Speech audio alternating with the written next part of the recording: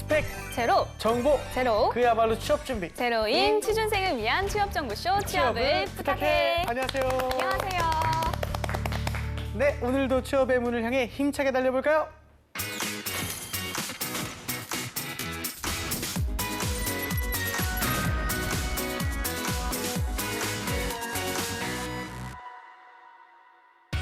당신의 인생을 바꿔줄 기적의 자기소개서 비결 Doing Yourself DIY 자기소개서. 안녕하세요. 안녕하세요. 네, 취업 컨설턴트 강민영 멘토님 모셨습니다. 어서 오세요. 네, 안녕하십니까. 취업 컨설턴트 강민혁입니다.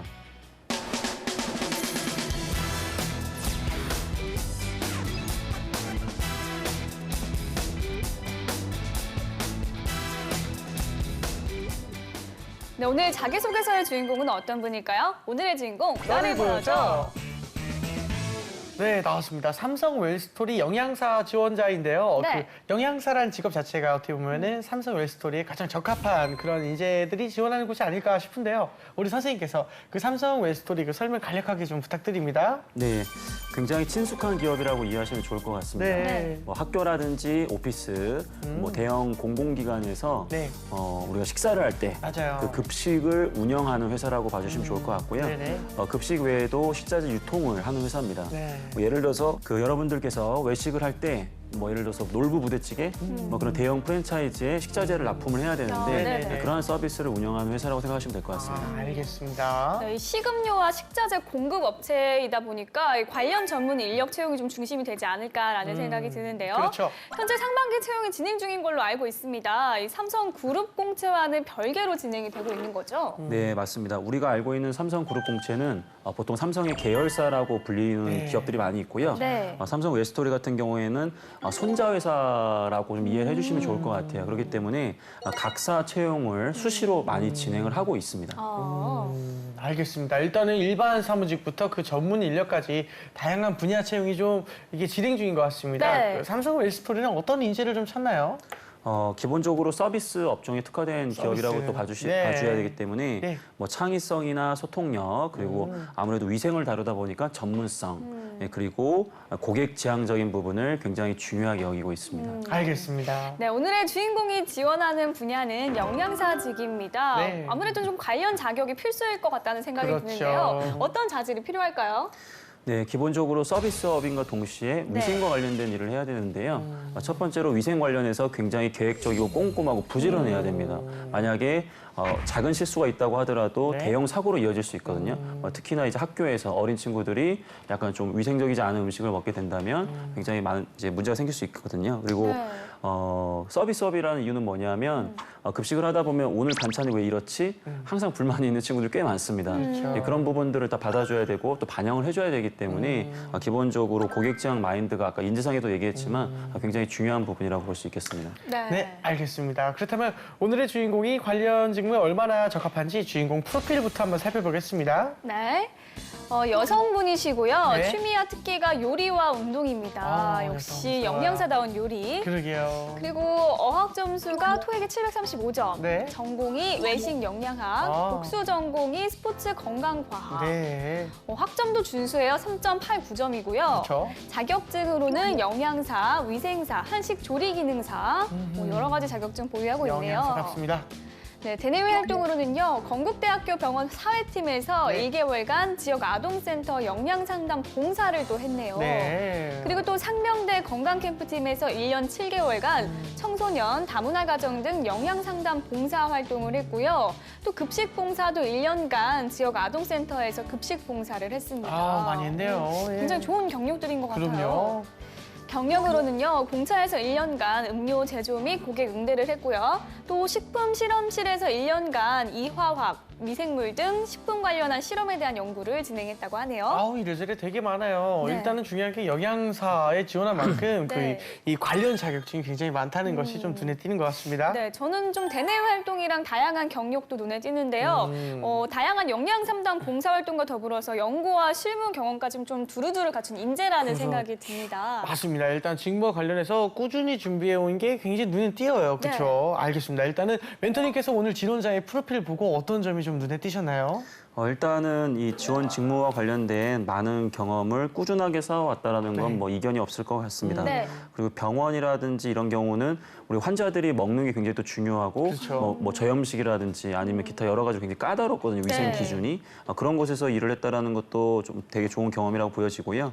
그리고 특히 아동센터 같은 경우에서도 마찬가지로 향후에 고객이 굉장히 다양한 연령층일 수 있는데 네. 그런 경험들을 또 골고루 쌓았다라는 것만 보더라도 뭐 이쪽 부분과 관련해서는 관심도 있고 꾸준하게 노력했다라는 건 분명히 이 지원자의 장점인 것 같습니다. 네, 네. 알겠습니다. 자, 그러면 지원자가 쓴 자기소개서 보면서 지원 분야에 적합한 인재인지 확인해 보도록 하겠습니다. 네.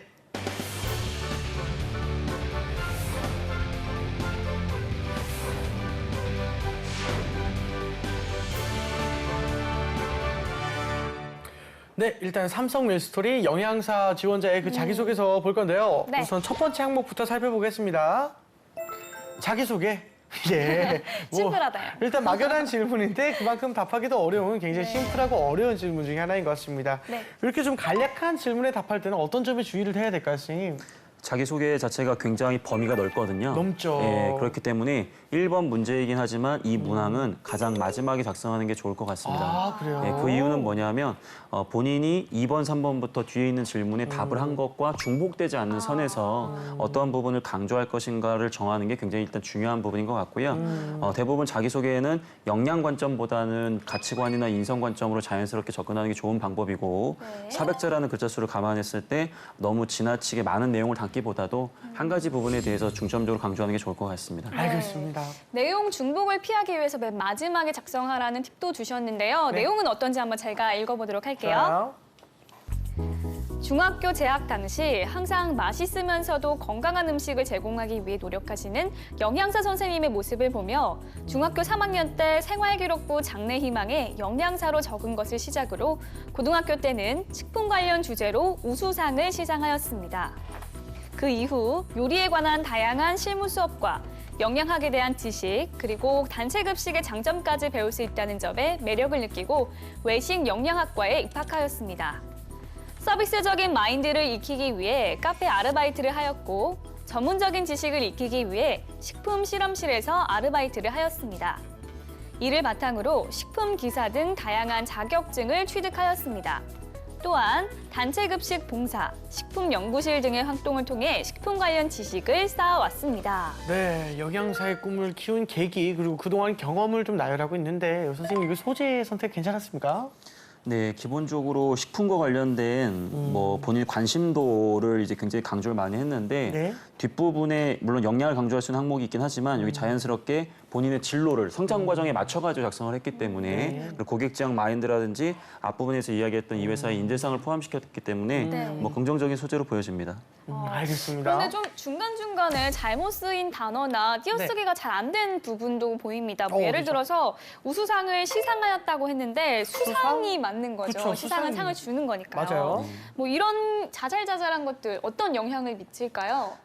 앞부분에서 위생과 관련된 부분이기 때문에 굉장히 꼼꼼한 게 중요하다 했었거든요. 근데 방금 이야기하신 것처럼 그러한 부분에 있어서는 이 지원자가 다소 많이 부족했다라고 보여지고요. 네. 이런 부분들은 반드시 기본적인 내용이기 때문에 꼭 수정을 하셔야 될 것 같습니다. 네, 알겠습니다. 자, 그렇다면 삼성 웰스토리 영양사의 자기소개서 두 번째와 세 번째 질문을 좀 같이 보도록 하겠습니다. 네. 먼저 두 번째는 장점이고요. 세 번째는 보완점입니다. 어허. 뭐 자기소개서의 연장으로서 장점과 보완점을 묻고 있는 것 같은데 네. 이 경우에는 좀 첫 번째 질문과 연결을 해야 하지 않을까 싶은데요. 어떻게 보시나요? 네, 맞습니다. 앞부분에서 강조한 부분, 예를 들어서 앞부분에 본인이 꼼꼼하다고 얘기했는데 그렇죠. 이렇게 하면 또 안 되는 거고 네. 또 뒷부분에 보완점과 장점과 또 연결이 좀 돼줘야 될 텐데 네. 기본적으로 글자 수가 200자이기 때문에 아마 각각의 항목을 작성하는 게 쉽지는 않겠지만 네. 이 강점보다는 영양적인 부분보다는 좀 인성적인 부분으로 좀 더 터치해주면 더 좋겠다는 생각이 좀 듭니다. 네. 알겠습니다. 그럼 어떤 내용이 담겨 있는지 제가 한번 읽어볼게요. 네. 장점 200자 이내. 장점은 상대방에게 먼저 거리낌 없이 다가간다는 것입니다. 제가 실습한 곳은 여사님들과 점장님 간에 서로 불화가 있는 업장이었습니다. 저는 팀의 분위기를 좋게 이끌기 위해 먼저 말을 걸며 이야깃거리를 만들어 드렸습니다. 그 결과 매니저님과 여사님들 사이에도 조금씩 유대감이 생기기 시작했고 같이 차도 마시고 밥도 먹게 되었습니다. 보완점 200자 이내. 보완점은 다소 조급하다는 것입니다. 마음의 여유를 가지는데 요가가 도움이 된다고 하여 수업 이수를 한 후 매일 5분씩 명상 요가를 실현하고 있습니다. 그 결과 성격 자체가 여유로워지고 더불어 요가 지도자 자격증도 취득할 수 있었습니다. 네, 이 장점과 보완점에 대한 내용 들어봤는데요. 네. 단점 같은 경우에는 어떻게 보완을 해야 하는지도 좀 잘 적어 놓은 것 같아요. 네. 소재와 내용 어떻게 평가하시나요? 네.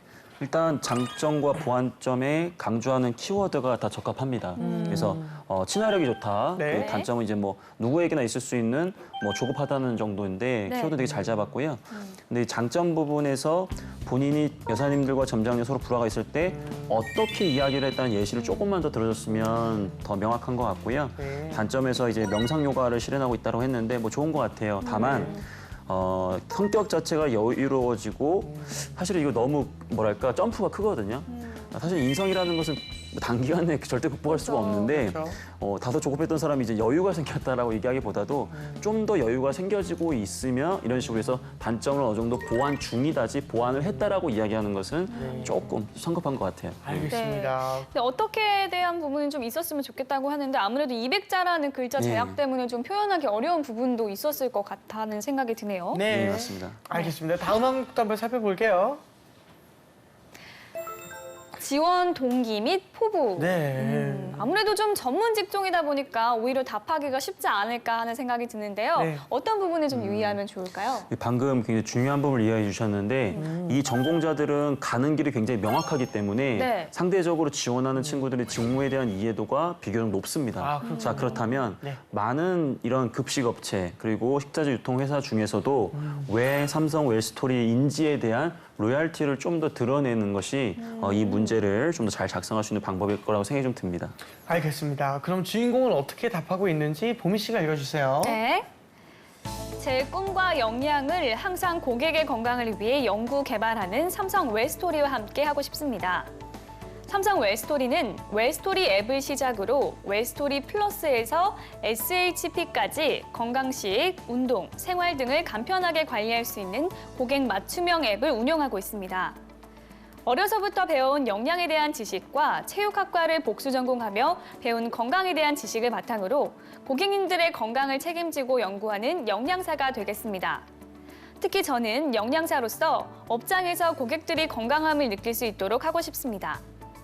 식단 구성만을 생각하는 것이 아니라 고객들의 건강함을 위해서도 고민하겠습니다. 이를 위해 매주 건강에 대한 정보를 업장에 제공하겠습니다. 제철 음식 및 음료 등의 정보를 제공하여 골고루 영양분을 섭취할 수 있도록 하겠습니다. 이와 더불어 운동의 종류에 대해서도 정보를 제공하여 간편하게 할 수 있는 운동법도 알려드리겠습니다. 이를 통해 건강한 식단과 운동이 병행될 수 있는 업장을 만들어 삼성 웰스토리의 건강함을 고객들에게 전달할 수 있는 영양사가 되는 것이 저의 포부입니다. 네, 잘 들었습니다. 그 답변이 다소 추상적이고 일반적인 것이 아닌가라는 생각이 좀 들긴 하는데 이 내용과 소재 어떻게 생각하십니까, 선생님? 네, 일단은 이 회사가 좋은 부분을 기재를 하면서 그 로얄티를 좀 반영은 했거든요. 뭐 예를 들어서 건강식 운동 이런 것들을 뭐 고객 맞춤 앱을 운영하고 있지 않느냐. 네. 근데 회사의 좋은 점만을 이야기하는 게 중요한 건 아니고 내가 회사를 선택하는 기준이 무엇인데 그 부분에 이게 부합된다라는 논리가 지금 생략되어 있거든요. 그리고 특히 저는 영양사로서 업장에서 고객들이 건강을 느낄 수 있도록 어떻게 하고 싶다라고 했잖아요. 네. 상당 부분 3분의 2 정도를 컵으로 좀 작성을 했습니다. 근데 이 부분에서 중요한 것은 이 내용을 가지고 이 회사의 경쟁사라고 할 수 있는 아워홈이라든지 네. 아니면 CJ 프레시웨이라든지 이런 기업에 지원할 때 그대로 갖다 붙여도 똑같이 할 수도. 사실 문제는 없다라는 게 문제인 거죠. 그래서 말 그대로 예를 들어서 이 회사가 뭐 건강식에 좀 더 포커스를 두고 네. 사업의 그런 전략을 좀 실현하고 있다면 그런 부분을 잡아가지고 좀 세밀하게 건강식을 어떻게 좀 꾸미겠다라든지 이렇게 좀 더 디테일하게 들어갔었어야 되는데 너무 일반적으로 영양사가 하는 역할만을 제시함으로써 우리 회사에서 어떻게 명확한 포부를 가지고 있다라고 보기에는 좀 아쉬움이 있습니다. 네. 알겠습니다. 자, 그러면 다음 항목의 질문도 살펴보겠습니다. 예. 식품 영양학과 이론을 하나 선택하고 이에 대해 설명해 주십시오. 아까 앞의 질문들은 좀 일반적인 내용의 자기소개서 질문이었다면 이 부분은 좀 전문 분야에 대한 기술적인 내용을 묻는 것 같은데요. 자기소개서에서 이렇게 기술적인 내용을 묻는 의도는 무엇일까요? 네. 사실은 영양사는 전문 국가 자격증이 없으면 할 수 없는 일입니다. 네. 그리고 교실 현장에서 법적으로 반드시 필요한 자격증입니다. 자, 그 말을 요약하면 전문성이 필요하다라는 거죠. 네. 근데 물론 자격증을 취득했겠지만 기본적으로 좀 더 심도 있게 이 전공과 관련해서 본인이 어떤 부분에 특화되어서 특히 전문적인 지식을 갖고 있는지를 이 항목에서 반드시 강조를 해야 되겠습니다. 네. 알겠습니다. 일단 이론적 지식을 묻는 질문이기 때문에 내용은 좀 생각을 하고 다음 항목도 한번 살펴보겠습니다. 네. 식음 트렌드 중 하나를 선택하고 이를 적용한 식당 한 끼를 구성해서 작성해 보십시오. 이렇게 나왔네요. 네. 이번 질문 역시 그 직무 관련 역량을 살피는 건데 이 경우에 또 주의해야 될 점이 무엇이 있을까요? 네. 이 부분을 한마디로 이야기하면 네. 한번 일을 한번 해봐라. 먼저 해봐라. 일을 한번 하는 걸 보고 우리가 직접적으로 판단을 한번 해보겠다. 그런 네. 의도가 그렇죠. 굉장히 많이 깔려 있는 거거든요. 네. 그래서 이 항목은 어떻게 보면 제가 만약에 이 자기소개서 평가 잘하면 다른 건 다 안 보더라도 아마도 이 항목은 반드시 읽을 것 같습니다. 그렇죠. 중요 항목이네요. 약간 운동하는 친구들이나 미술하는 친구, 예체능 쪽 친구들한테 실기 같은 개념이 있고 맞습니다. 이게. 네. 자, 그러면 어떤 내용을 적었는지 재환 씨가 한번 읽어주세요. 네. 저염, 저당, 저칼로리 트렌드. 3저, 즉 저염, 저당, 저칼로리 식단에 대한 트렌드는 지금도 그리고 앞으로도 우리 식단에 매우 중요한 변화가 될 것이라 생각합니다. 실제 업장에서도 저염, 저당, 저칼로리를 실천하는 식단을 통해 맛과 영양의 균형을 만들어가는 것이 고객 만족의 중요한 요소라 생각합니다. 저는 이를 위해 다음과 같은 식단 한 끼를 구성해 보았습니다. 건강한 중식 식단, 메인, 등심 잡채 곤약 덮밥, 그리고 짜장 소스, 그리고 오븐 탕수육, 그리고 단무지, 멸치 계란국 또는 숭늉. 등심 잡채 곤약 덮밥의 경우에는 당면 대신 곤약을 사용하여 칼로리를 낮춰보았습니다. 또한 저염 짜장 소스를 활용하여 맛의 균형을 맞추도록 구성하였습니다. 기본 반찬의 경우 오븐 탕수육을 생각해 보았습니다. 돈가스 반죽으로 탕수육을 오븐에 구우면 칼로리를 낮출 수 있습니다. 또한 일반 김치가 아닌 백김치를 제공하여 저염식 반찬을 제공하겠습니다. 곡류의 경우에는 숭늉을 제공하겠습니다. 국의 경우에는 가장 염분이 많은 부분이기 때문에 소금을 적게 사용하기 위해서는 멸치 육수를 활용하거나 숭늉을 제공하여 저염식 식단을 구성할 것입니다.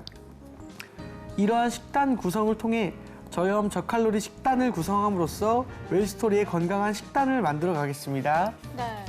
이 저염, 저당, 저칼로리를 트렌드로 선택을 했는데요. 네. 이 오직 건강만 생각한 식단이 과연 맛이 있을까라는 좀 의구심도 들기도 하고요. 네. 또 어떤 이들을 먹을 것인지에 따라서 메뉴가 좀 달라질 것 같은데 네. 이 어떤 이들을 대상으로 했는지도 나타나 있지 않습니다. 네. 좀 전반적으로 소재와 내용은 어떻게 평가하시나요? 너무 학생 수준에 가깝다라는 부분과 네. 치밀하지 못하다라는 이야기를 꼭 해주고 싶습니다. 네.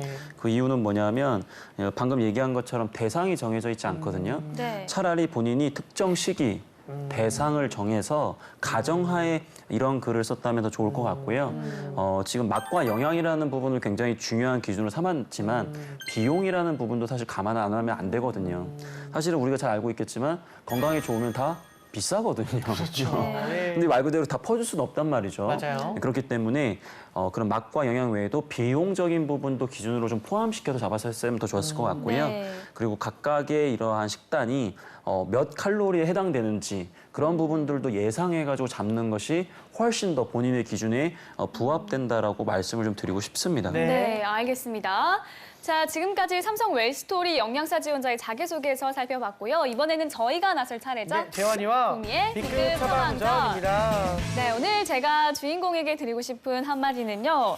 일단은 참신성이 조금 떨어지는 부분도 아쉽고요. 그래서 그리고 이 마지막 질문 같은 경우에는 좀 가장 중요한 질문이라고 말을 했잖아요. 그렇기 때문에 좀 육하 원칙을 생각해서 답을 적어보면 좋을 것 같다는 생각이 들었어요. 그렇죠. 지금 이 저염, 저당, 저칼로리는 굉장히 일반적인 현상이잖아요. 네. 지금의 트렌드. 그래서 어떤 지금의 가장 핫한 트렌디한 상황을 조금 더 세밀하게 들어가서 그 상황에 맞는 육하 원칙을 설정해서 좀 식단을 잡아보는 것도 좋을 것 같다고 생각이 든 게 네. 예를 들어서 지금은 혼밥, 혼술 이런 게 대세인 시대잖아요. 그러니까 이 혼밥을 먹는 사람들이 많을수록 영양소의 불균형이 일어나기 쉽잖아요. 그쵸, 굉장히 그쵸. 혼자 먹으니까 대충 끼니를 때우는 분들이 많기 때문에 그래서 이런 분들을 위한 영양소를 잡아주는 식단을 만든다든지 그렇게 혼자 사는 분들은 사실 이런 과일이나 이런 부분들 섭취가 좀 힘들단 말이에요. 맞아요. 예, 예. 그러니까 이런 특정하고 좀 스페시픽한 부분을 들어가서 좀 작성을 하면 좀 그 담당자의 눈에 띄지 않을까라는 생각이 좀 듭니다. 지한 씨는요? 저도 비슷한 생각인데요. 일단은 어떤 질문이든 간에 약간 앞에 사족이 좀 긴 것 같아서 혹시나 괜찮으시다면 두 가지식으로 조금 구성을 바꿔보시는 것도 괜찮을 것 같다는 생각이 들고요. 그리고 일단 예를 드는 것 자체가 우리 선생님께서도 말씀을 해주셨지만 조금은 우리 대학생 수준에서 이게 어떻게 보면은 좀 흔히 생각할 수 있는 예가 아닐까 싶은 그런 느낌이에요. 그리고 또 여기뿐만 아니라 어느 곳의 그런 음식 기업 또는 관련 식품 기업에서도 그냥 이 자소서를 받았을 때 전혀 경쟁력이 있지 않아 보일 만큼 그 차별성이 없는 것 같다라는 생각이 들어서 이 회사에 맞는 또는 이 회사 홈페이지 가서 그 회사 가치관이라든가 아니면 어떠한 그런 여러 가지 그 자료를 좀 조사해 본 후에 회사에 조금 더 맞춰서 이렇게 좀 답변을 하시는 것도 괜찮을 것 같다 생각이 들었습니다. 네. 멘토님, 저희의 처방전 어떻게 보셨나요? 네, 큰 관점에서 재환 씨가 전반적으로 정리를 잘해준 것 같고요. 아, 네. 그리고 보미 아나운서께서 아까 얘기한 것 중에 내가 이거 되게 좋은 아이디어라 생각했던 게 뭐냐면 네. 이슈를 건드리지 말고 다른 이슈를 건드리되 거기에 파생되는 결과가 결국 이슈가 된다라는 논리를 아까 얘기했단 말이죠. 그래서 혼밥 혼술을 이야기하면서 네. 영양의 불균형이 이슈다라고 잡았는데 네. 그런 부분들이 사실은 담당자가 봤을 때 그럴 수 있다라고 공감을 형성할 네. 것 같아요. 그래서 네, 네. 그런 부분 굉장히 좋았던 것 같습니다. 네, 알겠습니다. 네, 이렇게 해서 멘토의 특급 처방전과 MCT의 지극히 주관적인 처방전까지 전해드렸습니다. 네.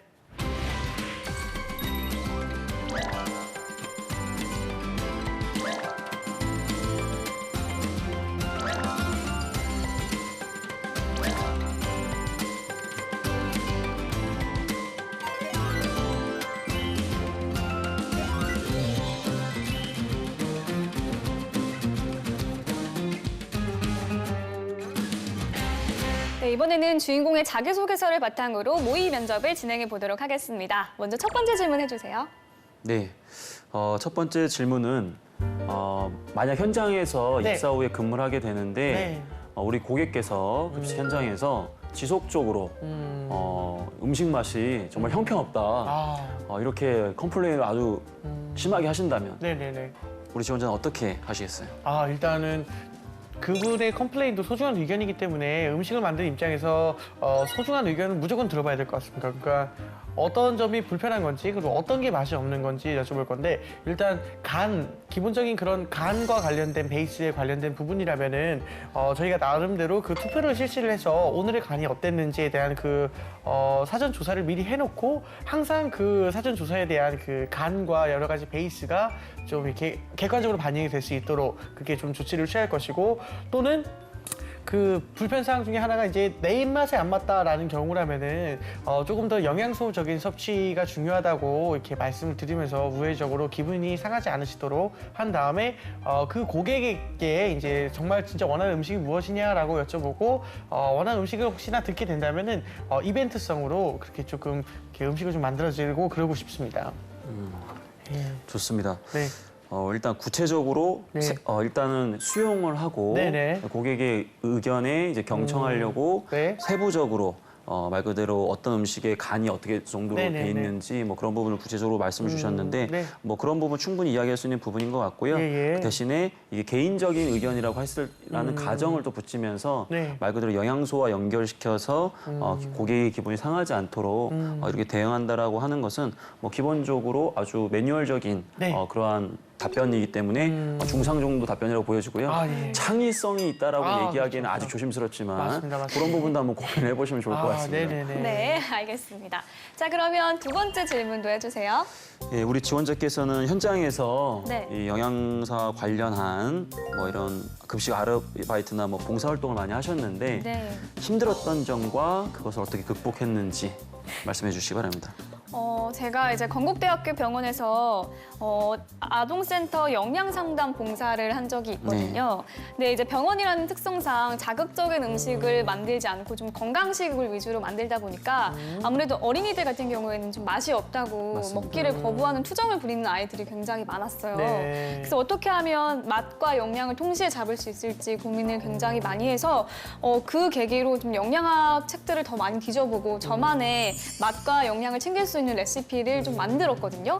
그래서 저만의 그런 책자가 있는데 이거를 좀 적극적으로 활용을 해서 삼성 웰스토리에 입사를 했을 때도 이 음식을 드시는 분들의 맛과 영양을 챙길 수 있는 저만의 레시피를 좀 녹여볼까 합니다. 네, 좋습니다.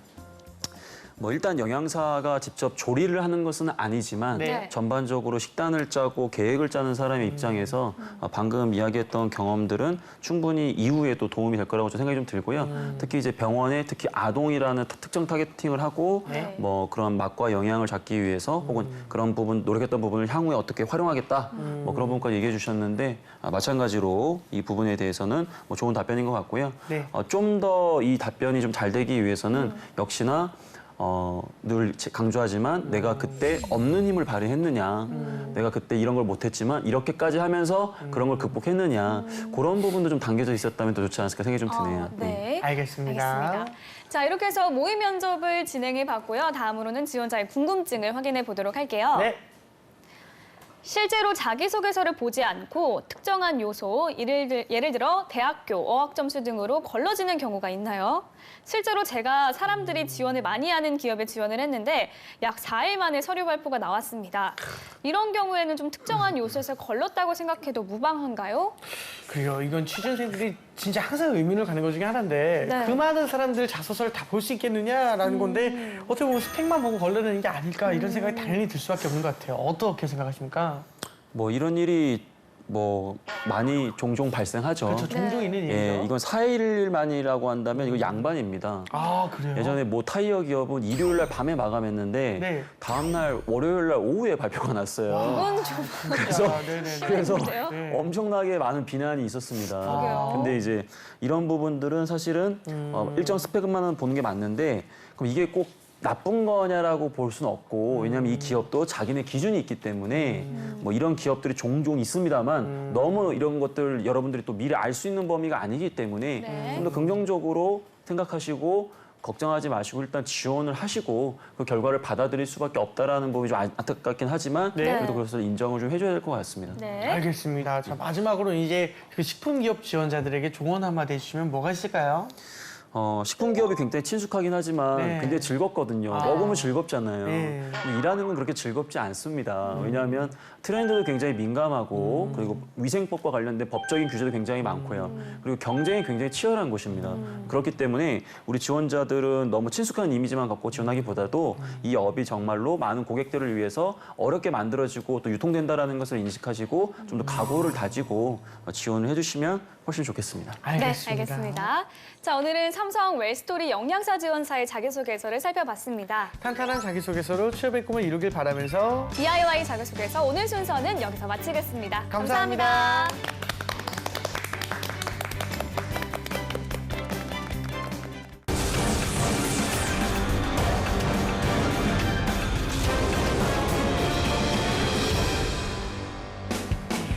본격 취준생 토론 배틀쇼! 취준생들이 알고 싶은 진짜 이야기를 들려드립니다. 취업에 관한 고정관념, 편견 완전히 깨드리겠습니다. 취준다! 안녕하세요. 네, 오늘도 취준진단 함께해 주실 정철상 교수님, 강영규 대표님 자리에 모셨습니다. 안녕하세요. 안녕하세요. 네, 그리고 서울대학교 토론 동아리 다담의 대표 지성인 최한 학생, 그리고 용감한 미녀 토론도 최은선 학생 함께합니다. 어서 오세요. 안녕하세요. 반갑습니다. 네. 요즘 날씨 정말 좋죠. 네, 집안에 있으면 마음이 막 들썩들썩거리는 게 밖으로 그쵸. 나가게 되더라고요. 맞습니다. 저는 이런 날은 집에 못 있을 정도로 진짜 기타 하나 메고 정말 이렇게 버스킹하면서 밖의 풍경을 즐겨야 되는데 그게 참 아쉽네요. 네, 이제 또 금방 네. 여름이 올 텐데 그쵸. 슬슬 여름 휴가 계획 세울 때가 된 것 같기도 네네. 하고 아직 이른 감이 있지만 네. 재현 씨 혹시 휴가 계획은 세우셨어요? 전혀 없습니다. 네, 정말요? 휴가를 갈 수 있는 상황이 전혀 못 되기 때문에 왜냐면 취업을 부탁해 녹화는 계속 있을 거니까요. 네. 그렇네요. 우리 학생들은 이번 여름 방학 좀 어떻게 보낼지 계획 좀 세우셨나요? 저는 일단 네. 이거 취업 부탁해. 그치. 저도 화요일마다. 너도 잘리진 않을 거야. 잘했어. 아, 네, 감사합니다. 저 탈출해야 되는데 계속 네. 여기 있을게요. 그렇지. 탈출하는 게 참 좋은. 그렇죠. 우리 하은 학생은 저는 일단 다가오는 레포트와 기말고사를 끝내고 고민해 보려고 합니다. 아이고 맞습니다. 사실 여름방학에 놀 수만 없는 게 또 우리 취준생들의 현실이 아닐까 또 싶은데 너무 속상하네요. 네. 그러게요. 이 학생들 여름방학 계획에 대해서 네. 조사를 해보니까요. 네. 여름방학 동안에 대학생들의 1순위 계획은 네. 역시 취업 준비였습니다. 2위가 자격증 취득, 네. 3위가 외국어, 그리고 4위가 국내 여행과 외무 관리도 있더라고요. 네, 그리고 인턴도 있었습니다. 인턴. 네. 이와 반대로 꿈꾸는 가장 이상적인 네. 여름 방학의 모습을 설문조사한 결과 네. 해외로 떠나는 배낭여행이 1위로 이렇게 너무 좋죠. 나왔습니다. 네. 대학생 여름 방학의 로망은 무엇보다도 해외 배낭여행. 그렇죠. 하지만 자신의 여름 방학 현실에 대해서 도서관 집만 쳇바퀴처럼 이렇게 돌아서야 되겠습니까? 한번 맞습니다. 올해 떠나봅시다. 좋아요, 좋아요. 재현 씨는 여름 방학 때 보통 뭐 하셨어요? 대학교 여름방학 말씀하시는 거죠? 네. 사실상 대학교 여름방학 1년밖에 한 번밖에 겪어보지 못했는데 그때는 연애를 했던 것 같아요. 네. 그래서 부럽네요. 그 결과는 제 책이가 좀 나을 것 같은데 결과는 아쉽게도 당연히 헤어졌지만 어린 네. 연애라서 아무것도 모를 나이여서 헤어졌지만 네. 또 그때 또 해보지 못했으면 또 언제 또 그런 맞아요. 그런 사랑을 해볼까 싶었던 저의 소중한 추억이었던 것 같습니다. 뜨거웠나요? 뜨거웠죠. 여름방학이잖아요. 뜨거웠죠. 말씀하시는 게 한 40대 같아요. 그죠? 죄송합니다. 다시 하셔야죠, 뜨거운 사랑. 근데 이제는 여름방학이라는 게 이제 없잖아요, 늙었어. 우리는. 네, 네. 그렇죠. 그렇기 때문에 아쉽게도 없어질 것 같습니다, 그런 거는. 네. 네, 우리 청춘들, 20대 청춘이여, 떠나라! 네, 떠나라! 곧 다가올 여름방학, 여러분은 어떤 계획 세우고 계신가요? 네. 취준생과 여름방학 키워드를 한번 살펴볼까 해요. 그렇죠. 첫 번째 키워드부터 확인해 보도록 하겠습니다. 보여주세요. 자, 첫 번째 키워드. 놀다. 볼런 투어? 볼런 투어? 이거 그거 아닌가요? 발란티어 자원봉사랑 뭔가 약간 합성해서 뭔가 네네. 투어. 볼런 떠나는. 투어. 예, 투어는 네. 투어인데 진짜 볼런이 뭐예요? 그러니까 자원봉사를 향해 떠나는 뭐 네. 여행, 뭐 이런 거 아닌가? 그런 거요? 저는 예. 이게 발음이 혹시 잘못돼가지고 발론 투어, 기부 여행을 이렇게 이야기하는 게 아닐까 이런 생각이 좀 상상해요. 역시 아니면 여행을 그냥 가야 됩니다. 그냥 혹시- 오타니까 그냥 오타. 자, 우리 첫 번째 네. 키워드 준비한 윤선 학생. 윤선 학생. 네, 볼런투어는요. 네. 자원봉사를 뜻하는 발룬티어와 여행의 투어가 결합된 신조어라고 합니다. 저 맞네요. 맞췄네요. 네. 그게 이제 뜻이 봉사활동과 여행을 함께 즐기는 활동인데요. 기업들이 자소서 비중을 높이고 있고 다양한 경험을 묻는 경우가 많아졌기 때문에 네. 이런 볼런투어 모집에 수백 대 1의 경쟁이 펼쳐지기도 한다고 하네요. 저걸 볼런이라고 이거 발룬이라고 있는 거 아니었어요? 발룬? 그러게 영어 발음은 네. 발룬티어인데. 그렇죠. 윤선 학생 네. 준비했잖아요, 근데. 이게 또 근데 한국어로 바뀌면 그러니까 이렇게 볼런투어 막 이렇게 바뀌더라고요. 그렇군요. 네. 알 수 없는 영어입니다. 대부분 이런 해외여행 경험을 자소서에 많이 네, 쓰잖아요. 그쵸. 예를 들면 유럽 여행 중에 네. 소매치기를 당한 경험이라던가 오. 또 패러글라이딩 같은 경험, 네네. 뭐 실제 이런 경험들 자소서에 쓰는 게 좀 플러스 요인이 될까요? 제가 아는 그 항공업체 인사 담당자가 지난번에 네. 얘기하더라고요. 네. 업계 특성이 있어서인지 대부분의 학생들이 배낭여행 경험을 쓴다. 근데 네. 거의 70, 80%가 배낭여행 경험을 쓴다는 네. 거죠. 근데 사실 이 부분이 정말 업무와 관련이 있는지는 한번 생각해 봐야 돼요. 실제로 업무와 경험이 없는 경우가 많기 때문에 이런 내용을 쓰실 거면 실제 업무와 연관성을 잘 연결시키는 게 굉장히 중요하다고 볼 수가 있죠. 네, 알겠습니다. 그렇군요. 알겠습니다. 혹시 우리 학생들은 해외든 국내든 간에 여행 그 경험을 자소서에 써본 적이 좀 있나요? 네, 저는 좀 특이한 곳을 여행을 많이 가봤어요. 네네. 그래서 중국 실크로드 횡단도 했었고 이탈리아. 네, 이탈리아도 네. 가봤고 그리고 아프리카 케냐도 한 달 동안 케냐도요? 다녔었어요. 네네. 오, 네, 그래서 맞아요. 좀 다양한 문화를 경험했다 이런 식으로 자소서에 녹여내봤어요. 대단하네요. 케냐는 어때요, 정말? 케냐 정말 초원, 그쵸. 푸른 초원 위에 그리고 저 동물 너무 많지 않아요? 네네네. 위험하진 않고요. 위험해서 항상 이렇게 네. 좀 보디가드들과 같이 다녀야 그 하고 정도로요? 네네, 우와. 핸드폰은 항상 이렇게 숨겨야 됐고 그게 왜 숨겨야 돼요, 핸드폰은? 그러니까 훔치니까. 네. 네네, 좀 이렇게 훔치니까. 훔쳐가시는 분들이 많아서 그렇죠, 그렇죠. 네. 보디가드는 사비로 쓴 건가요? 거기서 지원해 주셨어요. 지원해 주셨어요. 네. 기가 막힙니다. 멋있다. 멋있습니다, 진짜. 네. 네. 자, 그러면 두 번째 키워드 한번 살펴볼까요? 보여주시죠. 네. 자, 두 번째 키워드는 과연 인생의 여름방학. 티슈 인턴. 티슈 인턴. 티슈 인턴. 티슈. 무슨 말일까요? 우리가 쓰는 예. 그 티슈. 티슈를 네. 얘기를 하는 걸까요? 아, 그러니까 아무것도 모르는 백지장 같은 그런 인재들을 이렇게 인턴을 뽑는다는 건가? 막, 그쵸, 마구 쓰고 버리는 그쵸. 아. 마구 쓰고 버리는. 그럴 수도 있고. 굉장히 그런 좀 의미인 것 같다. 굉장히 문제가 되고 있는 단어 아닌가요? 네네네. 네. 그렇습니까, 티슈. 아, 그게 좋은 의미는 아닌 것 같습니다, 이게. 뽑고 가볍게 뽑고, 쓰고 버리고. 예, 느낌이 네네. 그런 것 같아요. 그쵸, 그쵸. 왠지 그런 느낌인 것 같네요. 네, 두 번째 키워드를 준비한 우리 하은 학생. 네. 저희가 예측한 대로 맞나요? 그대로요? 네, 그런 의미입니다.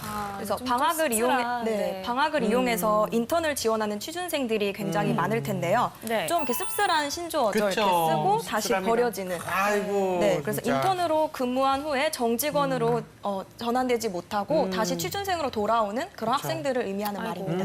네. 토사구팽이네. 이게 또 티슈 인턴이라는 말도 있고 또 새로운 신조어가 있는데요. 또 뭐 있어요? 부장 인턴이라는 말도 부장 있더라고요. 인턴이요? 네. 뭐예요? 이게 회사 직급 중에 부장 있잖아요. 네. 부장도 그러니까 인턴 하는 거예요? 그 정규직 그쵸. 채용에 실패한 취준생들이 이제 네. 여러 업체 인턴직을 전환하면서 그쵸. 그 회사의 부장만큼 경험이 쌓였다. 그래서 경험이 많이 쌓인 인턴이라고 인턴 진짜는 해서. 용어네요. 네, 그렇죠. 그쵸. 그리고 이제 인턴 생활만 반복하는 그런 부장 인턴들이나 티슈 인턴들이 그쵸. 자기 자신을 호모 인턴이라고 부르기도 한다고 호모 합니다. 인턴이요? 네. 왜요? 그러니까 취준생들이 자조적 의미에서 이렇게 네. 취준 생활을 계속 반복하니까 인턴과 이런 생활을 계속 반복한다는 의미에서 호모 인턴 스래요, 스. 복수 형태래요. 네. 아, 이게 윤상 학생 만든 거 아닙니까? 아닙니다. 실제로 있는 단어입니다. 진짜? 네. 오, 너무 신기한데요. 네. 이게 인턴 제도가 굉장히 다양하게 있어가지고 채용형 인턴하고 체험형 인턴이 있는데 특히 이제 체험형 인턴 같은 경우에는 채용과 상당히 이제 연관성이 없다 보니까 네. 정말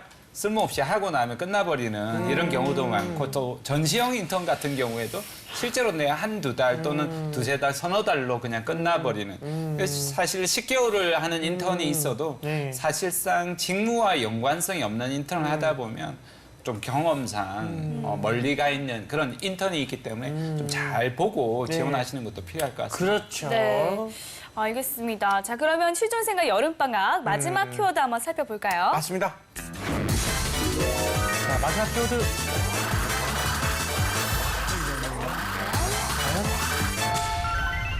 공휴족? 공휴. 공휴 말고. 남자 배우 그렇죠. 공휴족. 공휴죠. 예, 예. 뭐죠, 이게? 공휴족이 뭐예요? 공휴일과 관련된 건가? 그쵸. 공휴일인 것 같은데, 왠지. 공휴일에 꼭 쉬어야 되는 사람들 아닌가요? 그런가요? 모두가 사실은 공휴일에 쉬고 싶어 아니면 하는데. 이거 좀 약자 같은 거 아니에요? 공부, 휴식 뭐 이런 거? 예. 마지막 키워드 준비해주신 정철선 네. 교수님. 공휴족 무슨 뜻인가요? 네. 취업을 위해서 끊임없이 무언가 활동을 하고 준비를 하는 네. 사람을 이야기하는데요. 스펙이 없어서가 아니라 네. 스펙이 굉장히 화려하고 남들 보기에는 많이 갖춰져 있는데도 네, 끊임없이 무언가를 하려고 하고 압박감을 네. 받으면서 이제 조급해하고 불안해하는 어쩌면 우리 최한은 학생하고 비슷하지 않을까. 계속 강박관념을 이제 가지는. 아니에요, 진짜- 저 여유롭게 하고 있습니다. 이렇게 이 사실 저군요. 아니, 선생님이 공휴족이시네요, 지금. 취준생들을 대상으로 설문조사를 해보니까 이 55%가 바쁜 일상 속에서 네. 바쁜 일상을 벗어나면 불안해하는 거죠. 아이고. 내 미래는 어떻게 될까? 내 취업은 어떻게 될까? 이게 아주 심각한 사회 현상이 아닌가 싶습니다. 네. 알겠습니다. 공휴일이 기다려지는 게 아니라 오히려 오히려 쉬는 불안한. 것이 두려운 취준생들. 그렇죠. 우리 학생들 혹시 공휴족이지 않나요? 저는 확실히 공유적인 것 같네요. 오, 그러세요? 확실하게. 네, 왜냐면 저는 일단 성격상 약간 워커홀릭 같은 그런 성격이라서 그렇죠, 그렇죠. 뭐 일이라든지 아니면 밖에 나가지 않으면 굉장히 강박증 같은 걸 느껴요. 집에만 못 있어요? 네, 그래서 취업 시작 취업 준비 시작을 하고 네네. 집에 있게 되는 경우가 좀 많이 늘어났는데 그때마다 막 불안해요? 나는 왜 이렇게 살고 있는 거지? 아닌데. 누구든 막 이러고 있는데 아이고. 나의 길은 도대체 무엇이지? 막 5년 뒤에 난 뭐 하고 있을까? 막 이런 생각을. 진짜요. 네. 너무 귀여운 여기 있었군요. 그렇죠. 여기 있는데 네. 또 너무 슬프지만 귀엽습니다. 그래서 집에서 막 저렇게 말했을 거 생각하니까. 네. 그리고 공휴일에 또 이제 집안 식구들이랑 같이 있으면 되게 그쵸. 눈치 보여요. 그런 느낌. 그건 맞아요. 네. 그렇지. 그래가지고 너무 속상하더라고요. 혼나기도 하나요, 실제로? 그러니까 야, 좀 부모님들께서 괜찮아 윤선아 좀 여유를 가지고 그게 도전하자. 조금 더. 네, 저 그게 더 힘들어요 부모한테. 저한테. 네, 차라리 혼이 나면 그래 내가 잘못했지라고 생각할 수 있을 그쵸, 텐데 그쵸. 괜찮다고 그렇게 하니까. 말씀해 주시면 그렇죠. 아 그래. 난 저거 어떻게 살아야 되는 걸까? 막 이런 생각이 들고요. 그러니까 우리 네, 저도 처음엔 되게 쫓기는 성격이었는데요. 요즘 100세 인생이잖아요. 그쵸. 저 이제 25이고 4분의 1을 살았다 생각하니까 그쵸. 조금 여유롭게 살아도 되겠다 이런 생각을 하면서 네네네. 살고 있습니다. 맞아요. 취업 1년 늦게 됩니다. 1년 더 살면 되니까요. 정말이에요. 그러니까 그 시간에 여행을 떠나야 되는 거죠. 그렇다고 또 여행 가는 거는 아닐 수도 있고 맞을 수도 있고. 네. 근데 맞습니다. 잘 나가시는 분은 저렇게 네네. 편하게 말씀을 하시지만 네네, 그죠? 그렇죠. 겪는 또 사람들은 굉장히 심적 고통이 부담이 크죠. 되실 거예요. 예, 맞아요. 그래서 시간에 쫓겨서 자유 시간이 없는 정도를 나타내는 이런 현상을 이제 타임 푸어라고 타임 하거든요. 푸어. 네. 그러니까 뭔가 바쁘게 하고 있지만 사실상 시간이 없고 또 시간이 있으면 불안하고. 그래서 거시적인 차원에서 이런 그 취업 준비생들에 대한 사실 스트레스 관리도 시급한 과제입니다. 네, 열심히 공부한 당신 네. 쉬어라. 네, 지금까지 핫 키워드 살펴봤습니다. 맞습니다. 네, 지금부터 뜨거운 화제를 몰고 온 토론 배틀 본격적으로 시작해 보도록 하겠습니다. 오로지 취준생의 취준생에 의한 취준생을 위한 취준 진담 오늘의 주제 공개합니다.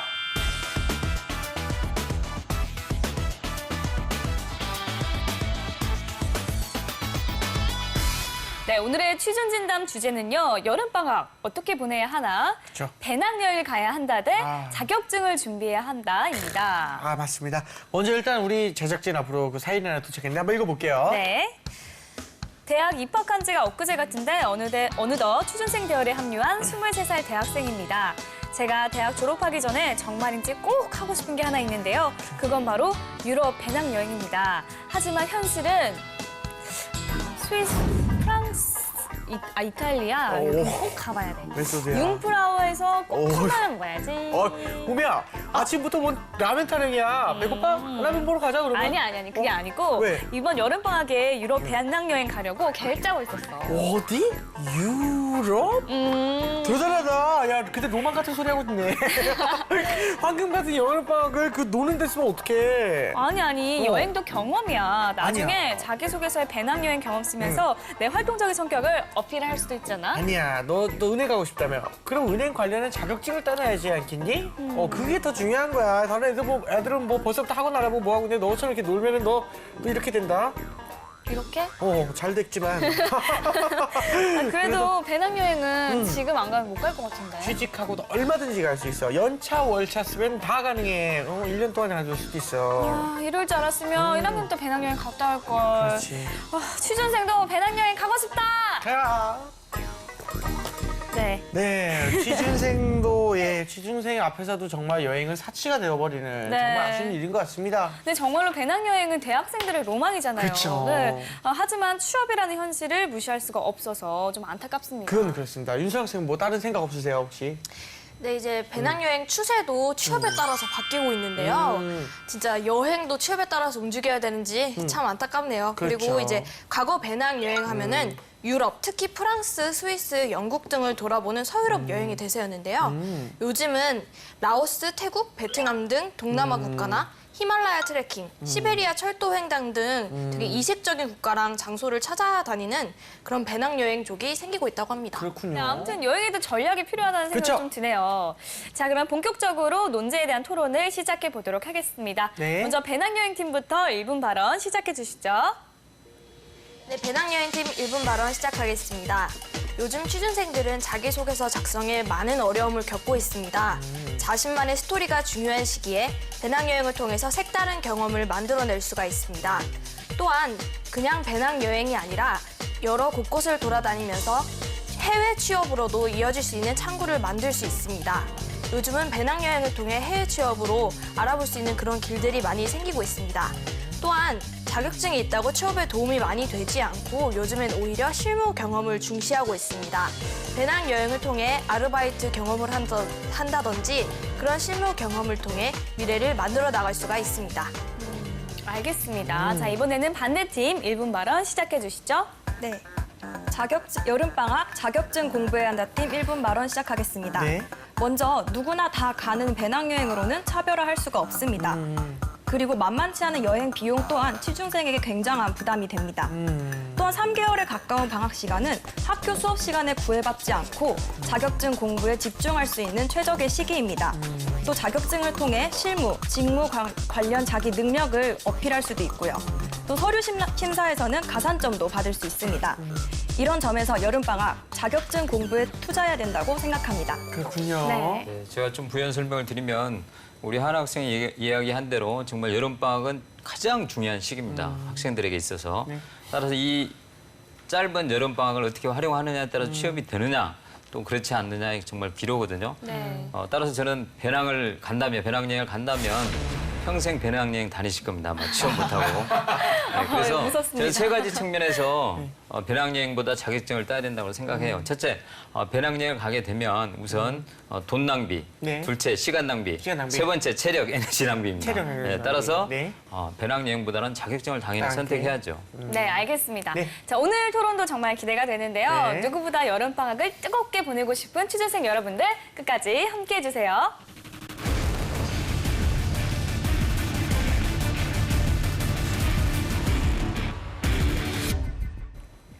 네, 윤선 학생, 한 학생 준비됐죠? 네, 과거에는 이러한 해외 배낭여행 경험이 굉장히 색다른 경험이었지만 요즘에 배낭여행이 스펙에 도움이 된다라는 그런 소문이 돌면서 더 이상 색다른 강점이 될 수 없다라고 생각을 합니다. 실제로 인사 담당자들이 말하기를 자기소개서를 보면 80%의 학생들이 해외 배낭여행을 다녀왔다라고 기재를 하고 있고요. 또 이러한 경험이 과연 실무 능력을 보여주기에는 정말 부족한 점이 많고 또 누구나 겪는 일이기 때문에 특별한 경험으로 보지 않는다라고 대답한 사람들도 있었습니다. 네, 한 학생이 아주 정확한 얘기를 해주셨는데 네. 저희도 이제 이력서를 정말 많이 보다 보면 네. 90년대까지만 해도 이렇게 해외여행, 해외 연수라는 단어가 있으면 눈을 치켜뜨고 봤습니다. 근데 최근에는 대부분의 학생들이 사실 이런 경험을 가지고 있고 또 직무와의 연관성을 찾을 수가 없어요. 네. 그렇기 때문에 이러한 경험들이 사실은 크다란 장점이 되지 못한다는 거죠. 어디를 가서든 이렇게 외국인들과 낯선인들과 그렇게 대화를 하고 실전 경험을 쌓는 것도 인생에 굉장히 큰 도움이 될 거라고 생각해요. 또 어떤 사례를 보면 이렇게 대학 시절 러시아, 중국 횡단철도 여행이랑 인도 배낭 여행 경험을 통해서 이렇게 낯선 사람한테 말 걸고 대화를 이끌어낸 것이 이제 바이어 업무를 하시는데 큰 도움이 됐다는 사례도 있거든요. 그래서 저는 여행 가는 게 엄청나게 시간 낭비라고 생각이 안 되고 물론 시간 버리는 여행을 하시는 분들도 계시겠죠. 하지만 자기가 이제 미래에 대해서 좀 더 생각이 있다면 내가 어떻게 해야겠다라고 마음을 먹고 계획을 짜서 여행을 가겠죠. 또한 대외 활동과 연계한 배낭 여행이 있습니다. 그래서 말은 배낭 여행이지만 대외 활동 경험도 함께 하면서 돈도 받고 또 그렇게 실전 경험을 쌓을 수 있고 또한 물류 경험이나 이런 것들은 실무 경험이 중요하기 때문에 그런 여행이나 이런 것을 돌아다니면서 실제 그렇게 외국인들과 함께 만나보고 또한 외국의 인턴 경험을 해보는 등의 다양한 체험을 할 수 있다고 합니다. 네. 그렇군요. 우리 하은 학생한테 제가 한 가지 질문을 하고 싶은데 우리 팀이지만 그 다양한 경험을 자소서에 썼더니 효과가 있던가요? 이게 효과가 거의 없죠. 효과가 거의 정말. 효과가 거의 없는 걸로. 우선 배낭여행 경험은 있는 거죠? 네네네 여러 약간 군데 많이 해나도 가봤습니다. 네. 근데 쓸모 없으셨나요? 물론 인생에 많은 경험이 됐지만 저는 지금 당장 취업을 준비하는 입장에서 그 시간에 내가 자격증을 그러게. 한두 개라도 더 땄으면 가산점을 받지 않았을까. 왜냐하면 배낭여행이라는 거는 그 취업에서 얼마만큼의 가산점을 주겠다라고 명시돼 있지 않잖아요. 그런데 자격증 같은 경우에는 이렇게 회사들이 어느 정도의 가산점을 주겠다라고 분명히 밝히고 있거든요. 맞습니다. 그런 점에서 자격증을 여름방학에 준비하는 게 더 좋지 않을까 생각을 합니다. 네, 일단 서류 전형을 통과하고 나면 이제 면접 전형을 보잖아요. 네. 그렇죠. 사실 거기서는 이제 본인만의 스토리, 네. 를 좀 중요하게 생각을 하는 것 같아요. 근데 그런 걸로 따지면 이제 배낭 여행을 겪으면서 느꼈던 본인의 생각과 뭐 관점들 이런 것들을 녹여내는 게 좀 플러스 요인이 되지 않을까 근데 싶은데. 제가 실제 면접을 보면 네. 많은 학생들이 배낭여행을 다녀오지만 본인들이 배낭여행 갔다 온 경험을 잘 녹여내지 못하더라고요. 왜냐하면 그게 어떤 정해진 코스로 가고 또 직무랑 연관이 없기 때문에 그렇지 않은가 생각이 들거든요. 실제로 인사 담당자들을 대상으로 그 우리 채용 정보업체 잡코리아가 최근 국내 1,098명을 대상으로 설문조사를 실시했거든요. 그랬더니 신입사원 채용 시 우대하는 요인이 있느냐 이런 질문을 했는데요. 있다라고 답변을 했고 그럼 여러 가지 우대 요인 중 가장 비중을 많이 두는 게 바로 자격증 55% 그리고 회화 실력이 36.1% 높은 영어 점수가 19.3%로 나왔습니다. 해외 경험은 순위에 들어있지도 않았어요. 저는 자격증 얼마든지 딸 수 있다고 생각합니다. 만약 인생을 되돌아본다라면 젊은 날에 그 여행을 하고 사람을 만나고 이야기 나누는 것들이 그 어떤 것보다 큰 추억이 될 거라고 그렇게 생각이 들고요. 단순한 스펙을 어떤 쌓는다라는 의미보다는 인생의 어떤 조금 더 풍부한 경험들을 녹여내는 것들이 개인에게도 충분한 행복한 자산이 된다고 생각하고 공유죽 되지 마시고 조금 훌쩍 인생을 조금 더 여유롭게 이렇게 한번 바라볼 필요도 있지 않을까 이런 생각이 듭니다. 물론 좋은 얘기인데 저는 시기가 중요하다고 봐요. 시기. 램선 씨나 우리 정 교수님께서 말씀하신 시야를 넓히는 활동이 분명히 필요하죠. 있으면 좋죠. 하지만 이런 활동은 사실은 1학년이나 늦어도 2학년 1학기 때까지는 끝내야 됩니다. 그리고 2학년 2학기 때는 자기가 평생 어떤 일을 할지 진로를 결정해야 되고요. 그리고 3학년 때는 집중적으로 경력 개발을 해야 돼요. 그리고 4학년 초반에 이제 그 경력을 표출하는 시기죠. 그래야 취업을 할 수가 있고 두 가지 달을 잡을 수 있다고 봅니다. 물론 이제 자격증을 취득하는 것들이 되게 중요하긴 한데 그 근간에 있는 것 중에 하나가 저는 멘탈이라고 생각합니다. 너무 중요한 멘탈이 말씀이시네요. 강하게 있는 사람들이 정신력이 필요로 한데요. 그 위에 역량을 쌓는 것들은 저는 집다라고 생각합니다. 그 위에 하나씩 쌓으면 되는데 모래성 위에 자꾸 쌓으려고 하니까 나중에 가다 보면 지치고 떨어지거든요. 맞습니다. 예, 그런 측면에서 저는 여러 사람과 여행을 하기보다는 정말 혼자서 젊은 날에 내 삶에 대해서 진지하게 한번 고민해봐서 간다라는 그 정도의 시간은 절대 청춘은 늦지 않다고 생각합니다. 그렇군요. 또 첨언을 하자면 네. 이제 대외 활동에서도 배낭여행을 약간 장려하는 그런 프로그램도 있는데요. 네. 또 팀으로서도 여러 가지 경험을 할 수가 있습니다. 또 henkel 홈케어 코리아라는 그런 회사에서 이제 대학생 크리에이터를 선발하는데요. 선발해서 라오스로 배낭여행을 보낸다고 합니다. 이제 그곳에서 여행도 하면서 뭐 UCC도 만들고 그렇게 하면 60만 원을 준대요. 많이 그렇게 주네요. 돈도 주고 여행도 가고 경험도 쌓고 요즘에는 그런 활동도 배낭여행을 장려한다고 볼 수 있겠죠. 그렇군요. 60만 원씩이나 주다니. 네. 저 질문 있는데 혹시 그 프로그램 경쟁률이 어느 정도 됐었나요? 경쟁률을 제가 조사를 못해서 잘 모르겠네요. 사실 굉장히 제가 세겠죠? 네, 저도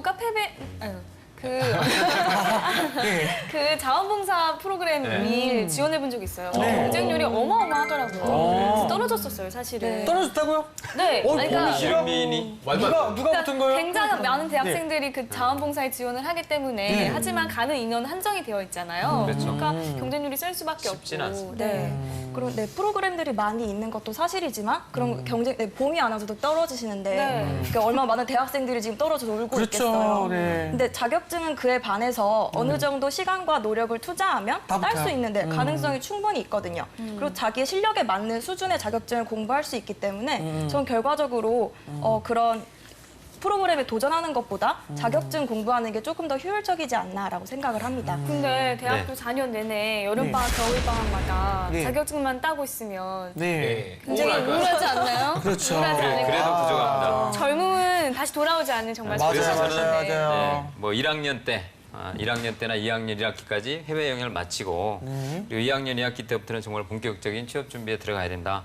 그리고 이제 유망한 자격증이 있습니다. 또 따놓으면 취득을 해놓으면 미래 생활에 도움이 되는 많은 자격증들이 있거든요. 네. 예를 들면 자산관리사, FP라든지 또 국제공인재무설계사, 또 개인재무설계사 이런 쪽은 금융 쪽에서도 아주 유명한 자격증이라고 할 수가 있고요. 네. 또 IT 쪽에서 보면 오라클 공인 전문가라는 게 있습니다. 예, 또 데이터베이스나 자바 전문가라는 자격증도 있고요. 특히 이제 미래 그 이런 보안이 취약한 부분이기 때문에 네. 이런 점이 계속 리스크가 되고 또 기업에서 굉장히 중요하게 생각하고 있잖아요. 그래서 정보 보호 전문가 같은 경우는 아주 뜨고 있는 자격증이라고 할 수가 있겠죠. 근데 네. 그런 자격증들은 그러면 약간 전문적인 지식을 갖고 있는 학생들만 도전할 수 있는 건가요? 아니면은 그냥 따로 공부를 해야 되는 건가요? 전문적인 지식을 가지고 있는 일반인도 도전할 수 있지만요. 사실 대학생들도 충분히 미리 준비할 수 있는 자격증이라고 할 수가 있습니다. 근데 만약에 그리고 그런 과와 관련이 되지 않은 학생들이라면 준비하기 좀 힘들지 않을까요? 물론 그렇죠. 그래서 이 말씀을 드리고 싶은데요. 네. 내가 미래에 할 업무에 얼마나 도움이 되느냐를 가장 최우선으로 고려를 해야 되겠죠. 네, 그럼 지금부터는 토론으로는 절대 알아낼 수 없는 진실을 한번 들어보도록 하겠습니다. 그동안 인사 담당자들이 절대로 들려주지 않았던 비밀을 낱낱이 파헤쳐 보겠습니다.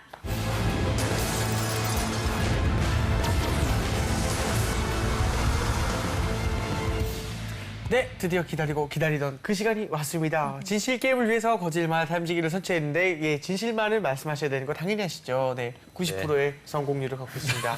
네. 준비되셨습니까? 네. 네, 한번 해보겠습니다. 저 정 교수님께 질문을 드릴게요.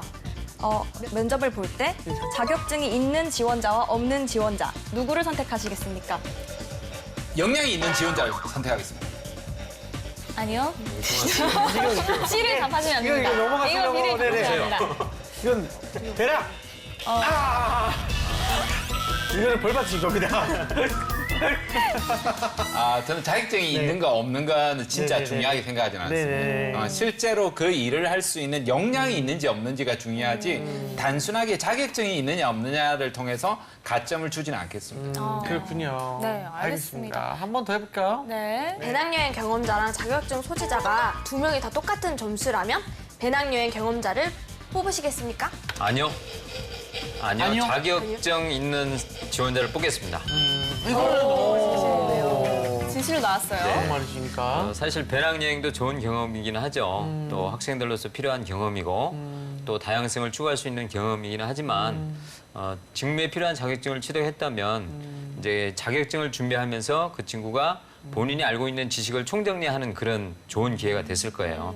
그런 의미에서 입사해서도 직무에서 빠른 적응력을 보여줄 수 있기 때문에 저는 자격증을 취득한 그런 친구를 선택하겠습니다. 알겠습니다. 네, 알겠습니다. 자, 그럼 하은 학생 마지막으로 질문해 볼까요? 네, 정 교수님께 다시 질문 드리겠습니다. 누구나 가는 배낭여행보다는 자격증을 먼저 따는 게 취업에 유리하다. 유리하다. 아니다. 아니다.